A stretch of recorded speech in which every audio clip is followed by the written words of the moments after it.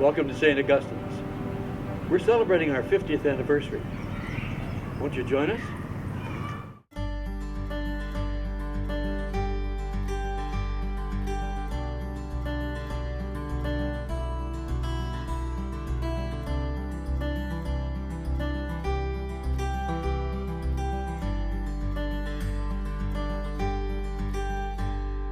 In the early part of 1963, the pastor of St. Mary's in Baldwinsville, Monsignor John B. Daly, purchased 10 acres of land on O'Brien Road.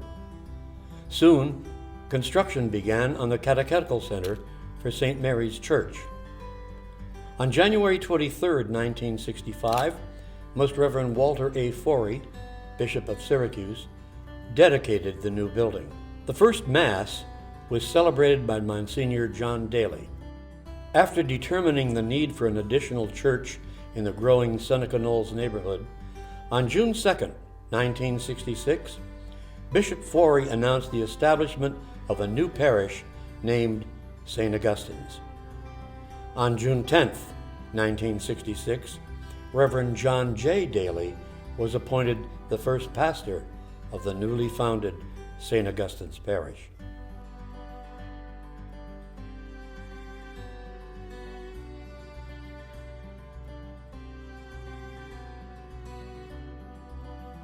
Shortly after the parish was formed, construction began on the rectory. Father John Daly was the first to take up residence in the new rectory on December 17, 1967. The rectory housed the first parish office, in which parishioners Robbie Forish and Julie Reyna both spent many hours working. Yeah. The interesting part was that there was really no office set up, so we had a typewriter at home.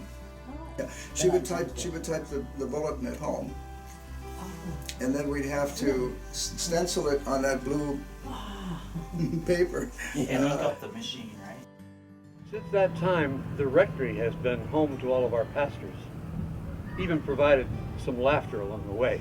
Remember when Father Joe Phillips' belongings, which were stored in the garage, wound up in the White Elephant sale? Or when Father John Rose was locked out of the rectory his first weekend there?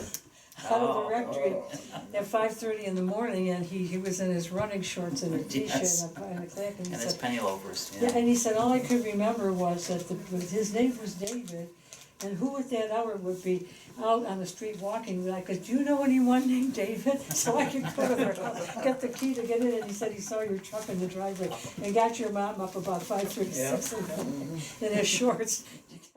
As a tiny parish with only 200 families, just starting out in the late 1960s, the parish community creatively sought ways to fundraise. These activities included bazaars, field days, and bingo. They even contacted a skydiver to attract more people to the campus of St. Augustine's, nestled in the Seneca Knolls neighborhood. Did it, but there were things like food places and games and rides. They had rides set up because it was chaotic. It ran for like 3 days, Friday, Saturday, and Sunday. So it was a long haul, a lot of work. Yeah.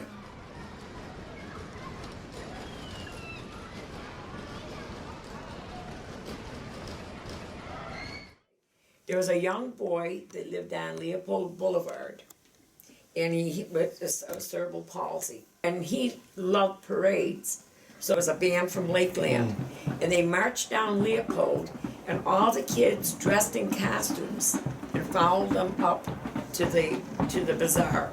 They would ride their bikes up, and it was just a joyous time. People made beautiful homemade things, and sewing and knitting, things like that. Everybody brought their talents to this bazaar. Yeah. We needed something, we were looking for something to bring people into the field days. And somebody mentioned there were skydivers that would come in and do it. They landed right here in the field. Oh, wow. The tents used to house the events became expensive, so a group of volunteers began building the pole barn. That's how I got to know the guys. Right. And over time, when we decided that tents were getting to be too expensive. And I figured we could build a pavilion for the same price as we rented the tent. So we during the summer, Father Daly gave us enough money that we could start building a pole barn, which is essentially what it was. To the tents, from the tents to the pole barn. They closed in the pole barn, you know, and that's when John Dietz and those guys were more involved in closing that up. The first year we put up the roof and built and cut and turned into one end and used that for a storage area where the kitchen is down there. And then the second year, well then Sotheby was moving his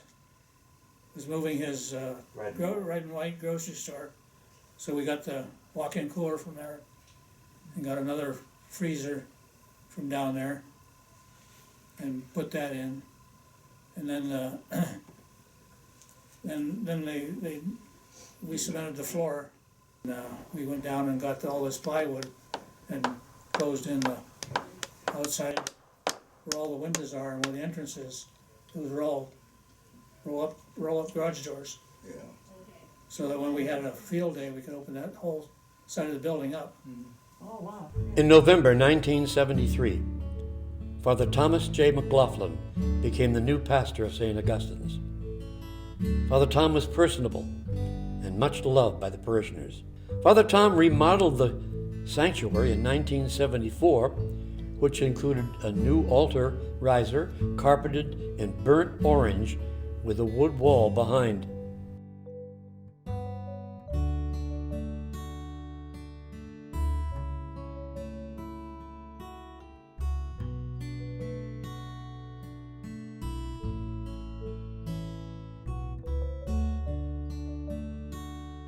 Enjoyed his homilies so much that I said to Michael, I don't know about you, but I'm joining here. So both of us did, and we're here since, and we really enjoy. Yeah, Father Tom was just a guy you'd really connect with. Like we had a dance, and we have to go in and move the altar back, take all the chairs down, and then after at night before we went, we got to put everything back again. That's what Tom was telling us about this.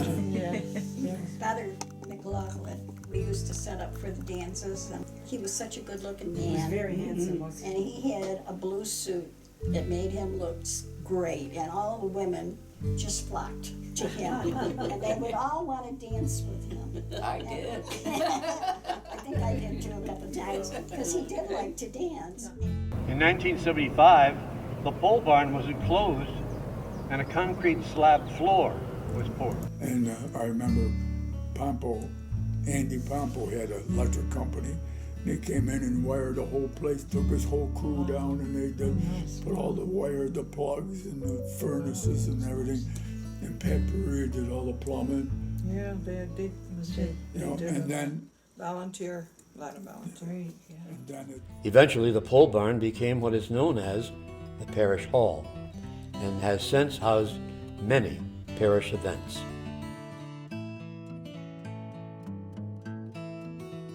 We had lots of fun, as a matter of fact.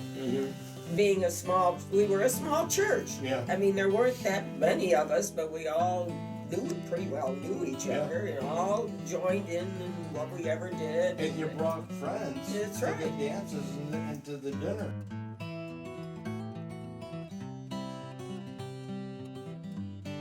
They had fashion shows and card parties and fashion shows. That was, yeah.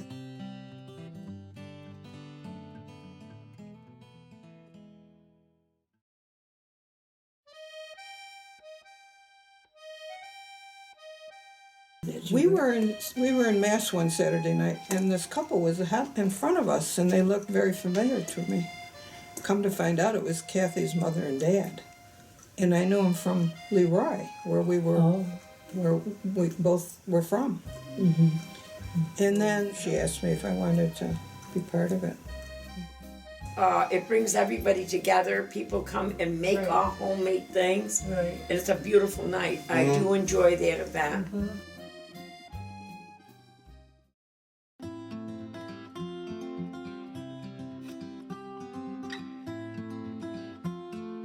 And so we got a whole bunch of cinder blocks together and built a pit. Got some charcoal donated, bags and bags and bags of charcoal. And we had a chicken barbecue. We made the grates that the chicken would go on using rebar and some heavy wire. And all of us that worked it, we were designated. We had our master turners, and they would turn the chicken.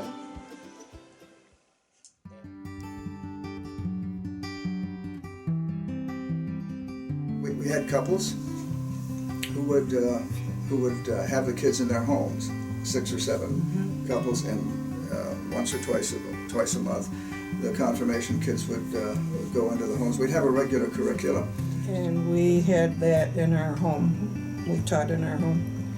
And then we went on retreats at the House of Providence. And the students were instructed to bring bed sheets with them because Father Jim had showed them how to make the bed sheets into actual clothes. And so from Friday night about 6:30 until noon on Sunday, they would become first century Christians. And Jim Lang would become Paul.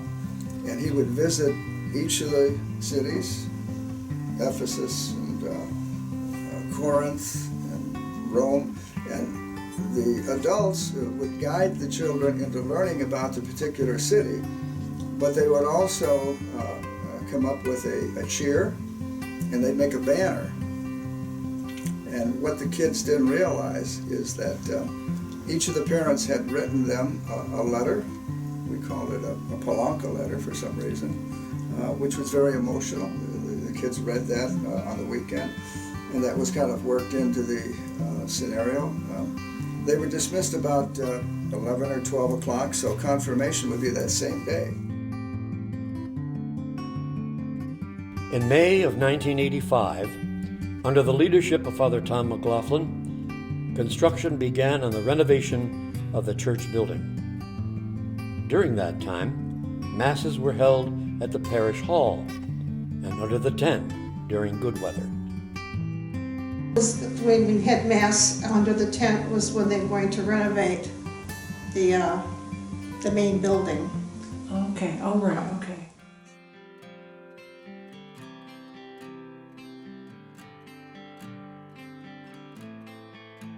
In December of 1985, Most Reverend Frank J. Harrison, Bishop of Syracuse, dedicated the new church following the first Mass, which was celebrated by Father Tom McLaughlin.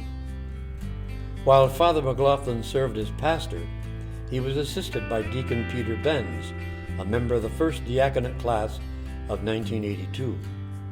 Deacon Peter played an integral role in the reinstatement of the diaconate program in the Syracuse Diocese. And from 1987 to 1992, Deacon Frank Forish assisted Pastors McLaughlin, Burgandy, and Rose.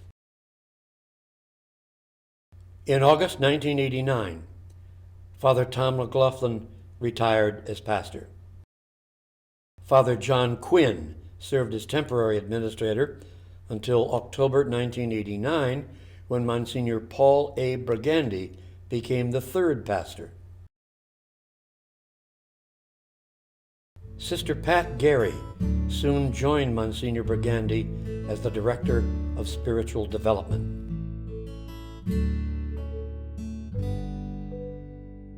In 1991, Monsignor Burgandy became pastor at St. Joseph's in Oswego, and Father John Rose became the fourth pastor at St. Augustine's. Sister Pat Gary worked collaboratively with Father John Rose to develop the vision for our parish, which exists today. During her 8 years at St. Augustine's, she revised the RCIA process and restructured the pastoral council by creating standing committees to increase communication throughout the parish. It's just that she had it all planned out and she knew You know, you get to this point and then you start something else. You don't overwhelm people with everything at once. You bring people along step by step. You get them to a point, and then you stretch them a little more. And then when they get to that point, you stretch them a little more. But she was just a wonderful person. Mr. Pat was the key visionary for the implementation of yearly covenants in which parishioners could formally sign up to share their gifts and talents.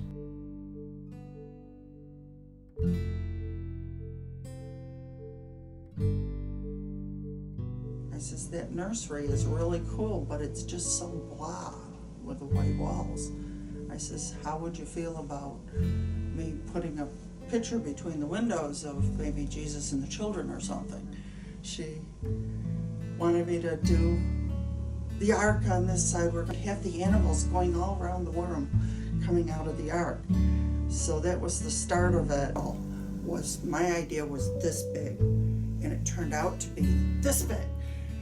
And I had no idea it was going to be that big, but it's really cool. And Mike says, well, I have an idea. What if we did a carpet mural? I have one at his school. So we ended up working between the masses and some Wednesday evenings. It took quite a few months, almost a year. I chose the colors, and Mike did the original drawing, and Jeff King did all the woodwork. In September 1994, Kathy Muse joined St. Augustine's Parish as the Director of Faith Formation. Kathy worked with both Father John and later on with Father Paul to continue instilling lifelong faith formation for the youth and families of our parish. Sister Pat was always thinking about possibilities and envisioned the pastoral center nearly 2 years before the building was expanded. Unfortunately, Sister Pat became ill and died prior to the completion of the pastoral center, which includes the gathering room, named after Sister Pat. Soon after Sister Pat died, Debbie Kreischer came to our parish as Minister for Adult Faith Enrichment in 1999. Debbie continued to envision ways to prepare and engage adults through comprehensive RCIA programs and lifelong spiritual development opportunities, including retreats. Kathy and Debbie worked collaboratively to prepare and provide both youth and adult opportunities to develop and grow their faith.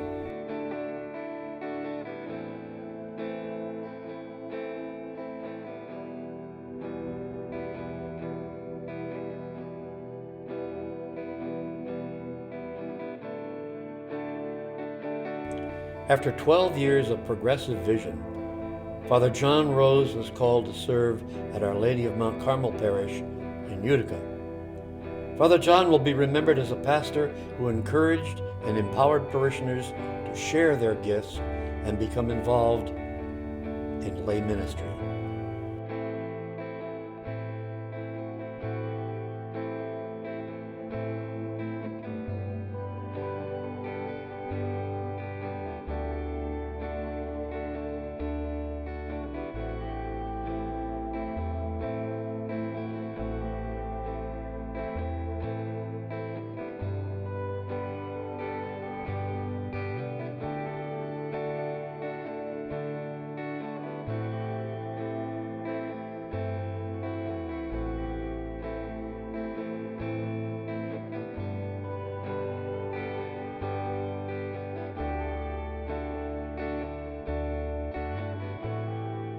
In the summer of 2003, Father Paul Al-Shadi was appointed pastor of St. Augustine's.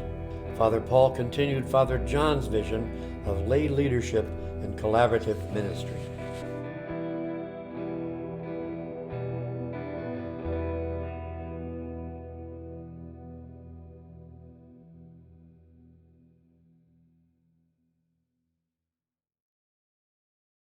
From 2008 to 2010, St. Augustine's was linked with St. Mary's Parish under the pastorship of Father Abraham Esper. During this period, we continued to uphold our unique identity. At the conclusion of the 2.5-year period, St. Augustine's was unlinked from St. Mary's, and Father Tom Servatius, who is also the director of seminarians, was assigned as administrator of our parish in the summer of 2010. Father Tom was made pastor in June 2012 while continuing to serve as director of seminarians. In 2010, after 10 years of preparation and discernment, longtime parishioner John Pedrati was ordained a deacon and assigned to continue ministering at St. Augustine's Parish. John has been a member of St. Augustine's for 32 years, along with his wife Barbara. Christine Skinner also came on board in 2010 and currently serves as our Faith Formation Associate. Chris has taken our Faith Formation program to the next level by working together with Parish Outreach and Liturgy Committee to provide even more service and educational opportunities for our youth and their families. The early vision of collaborative ministry and servant leadership continue to inspire the activities and programs here at St. Augustine's. Yep. But I like also the things they do for children. They had the children's Halloween. This is the second year in a row, second or third. And I watched them. They had it decorated very beautiful. The hall was done beautifully. The way they laid out all the supplies, everything they did, so orderly. And the children, they just followed the directions. CYO has been an integral part of our parish for over 40 years. Parishioner Jim Garvey became involved over 22 years ago, and for the past 17 years, Jim has devoted his Sunday evenings as coordinator of the CYO program. In 2003, Jim began coordinating the confirmation program. Jim has a special way of encouraging the youth and helping them to focus on the more important things in life.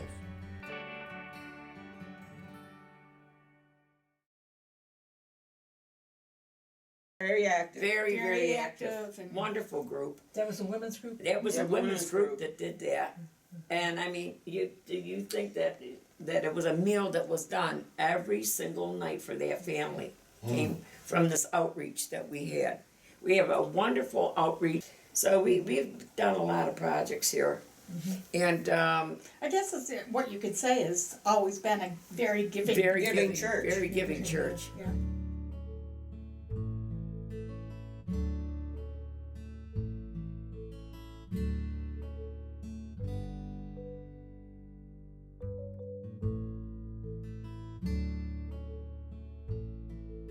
It brings everybody together, that everybody enjoys.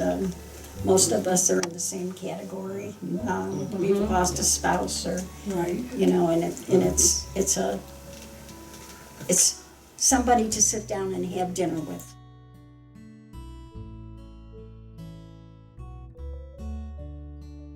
And so our parish has grown to over 850 families over the past 50 years.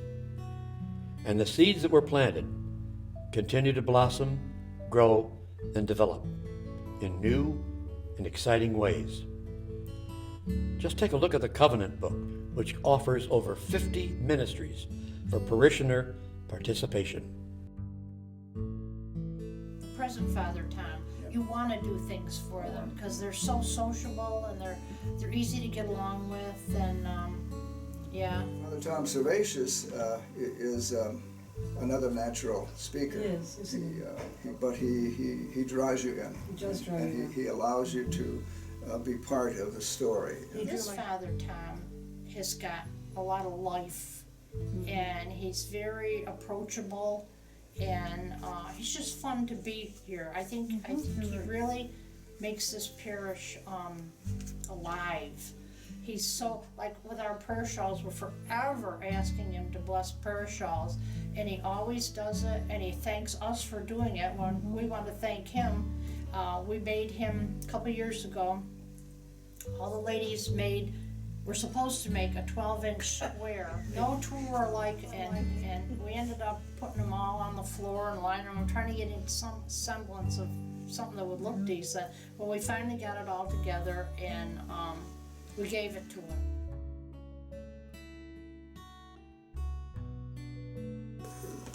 Number one, it is the people.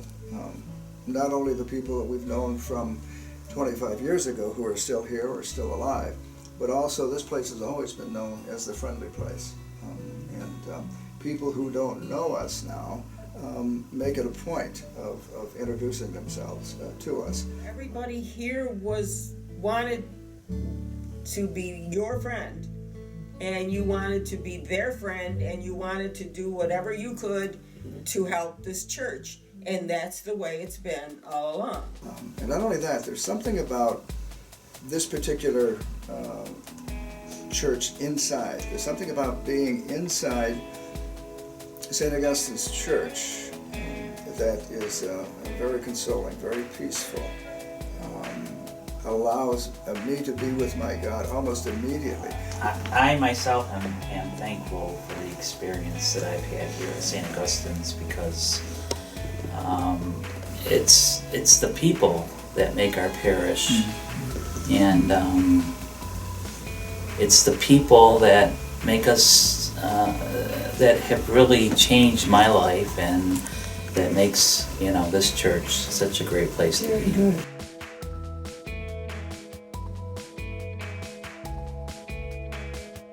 Thank you to all our current and former staff members, pastoral councils, choirs, and anyone who contributed to the growth of our parish. We are rooted in Jesus the Christ and embrace the values of peace, justice, and love. As a people of word and sacrament and empowered by the Holy Spirit, we strive to act as Jesus would. We reach out in faith, prayer, support, and service to all while fostering our spiritual growth. We are an active, welcoming parish, sharing our gifts and talents.